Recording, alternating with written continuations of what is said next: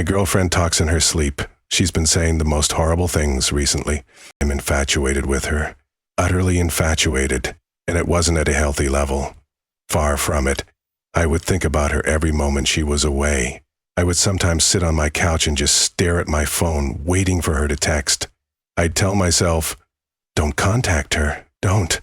It will come off as too strong. But then, I'd still find myself clicking her name on my contact list before my inner voice would continue.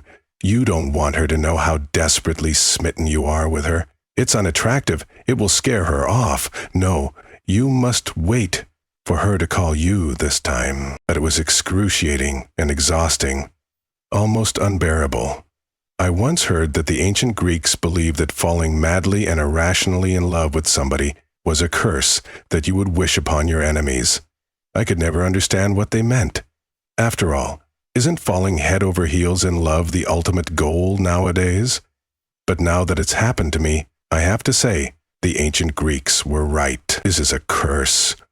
I was barely in control of myself, almost as though my infatuation with her had possessed me. The two of us were sexually active together, but still in the dating phase.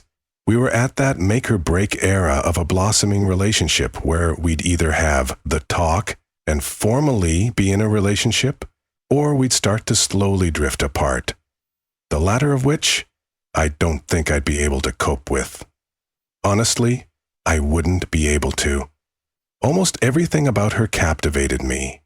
The way she held her hand over her mouth when she laughed, how she'd caress the pendant of her necklace when she was frightened, how she'd twirl her hair in her finger when she was excited. All of it.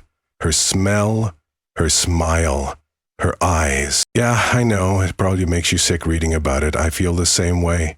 I was never the hopeless romantic type, but now I can't stop fantasizing about her. I'd think about us doing the long 3-hour hike up to that magnificent view from one of our first dates, to that first kiss as we overlooked the lights of the city. But this time, I'd get down on one knee, bring out the ring, and, well, you know what would happen next. All right, fine, I'll stop. Yes, this is a girl I'd only been casually dating for a couple of months. I shouldn't be thinking about proposing yet. I know that. I'm just barely able to control myself any longer. I feel as though I'm losing power over the decisions I make. And that brings me to why I'm here writing this out at the moment. It started with the first real thing that troubled me about her. We'd never actually spent a night together, no matter how late she was over. Once either of us showed signs of being tired, she'd up and leave. She wouldn't leave awkwardly or in anger, just a casual kiss goodnight, a smile, and a call me soon. It was something I didn't really even notice the first few times she did it, but after almost 8 weeks of dating, it was becoming strange. I'd have to ask her about it, and drinking almost an entire bottle of wine before I had the courage to do it. She looked almost defeated when I asked and lowered her eyes in embarrassment. I knew this talk would come eventually, she started. She took in a deep breath with a long, drawn-out exhale. Recently, she paused again. I've started talking in my sleep. She shook her head in embarrassment. It's called somniloquy. I looked it up, shrugged, and laughed out loud. My demeanor seemed to say, "That's it?" "No, Stephen, listen," she said. She wasn't laughing. "It's bad. It's completely out of control. It's not just random words or gibberish. No, it's horrible. I say horrible, disgusting things." She was starting to raise her voice, breath heavy and tear up. I approached her and held her. I told her it couldn't be that bad. I told her to spend the night. I told her she was probably exaggerating. I was wrong. That night, she stayed at my house. But she warned me of something before falling asleep.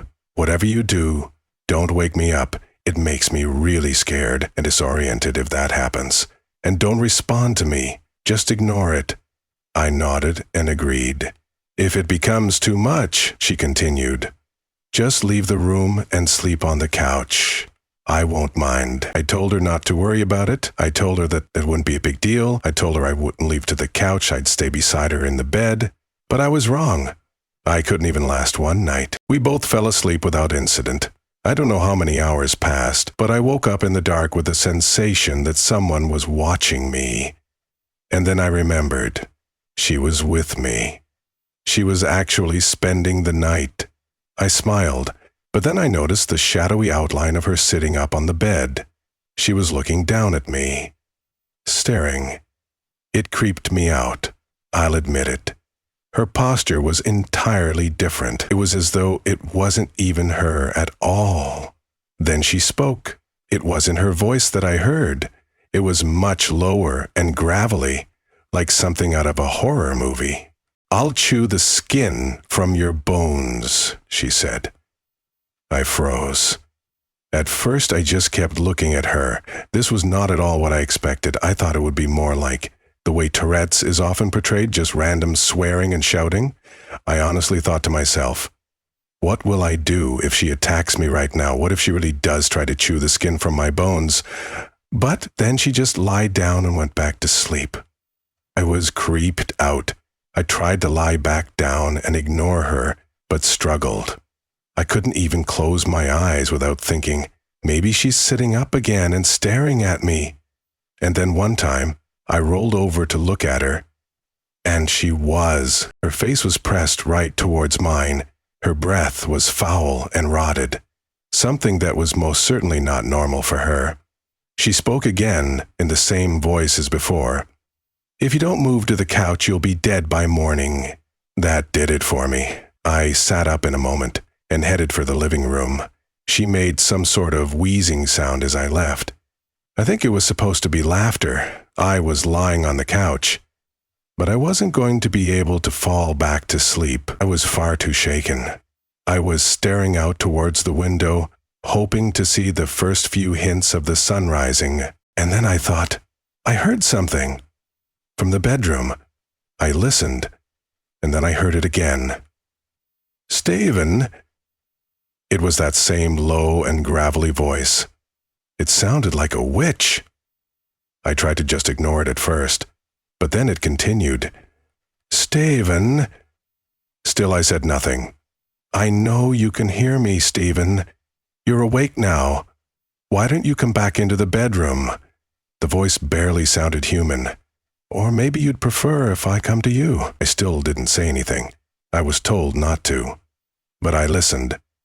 If I heard her start walking towards the bedroom door, I'm not even joking, I would have run right out of the apartment. But she had asked me not to respond to her sleep-talking. So I didn't. And then I heard her once more. "Sorry if this spoils your plans," she began laughing. "The two of you were supposed to walk that trail again," she started. I wasn't even remotely prepared for what she'd say next. "You'd both be so tired when you'd reach the top, you'd look over the city, then you'll get on one knee and bring out the ring." She began laughing. And that's when I realized this wasn't just a problem with sleep talking. It was something much more. Something supernatural. I had never told anybody about my proposal fantasy. There was simply no way she could have known about any of it. This was no longer about merely talking in one's sleep. This was about possession. I can't go back into the bedroom. I have no idea what would happen if I did. Instead, I'm going to wait it out, holding up in my living room until the sun rises. I have a couple more hours yet. I can hear her laughing occasionally in the bedroom. It's still not her voice, still that same low-pitched cackle. But as I sit on my couch writing this out, here's what scares me the most. Maybe my infatuation and utter obsession with her wasn't normal. I said before that I felt like I was losing control of myself. More so, I believe, than the typical falling in love story. No, I fear that the infatuation I felt was the entity slowly taking control of me, of it controlling my thoughts, fears, ambitions, and anxieties. Maybe once I become completely absorbed, a transfer would occur and she would be free of it. I know I should leave, that I should open the front door, get in my car, and drive away from here. But I can't. I can't leave her. I've already lost control. I'm infatuated with her. Utterly infatuated.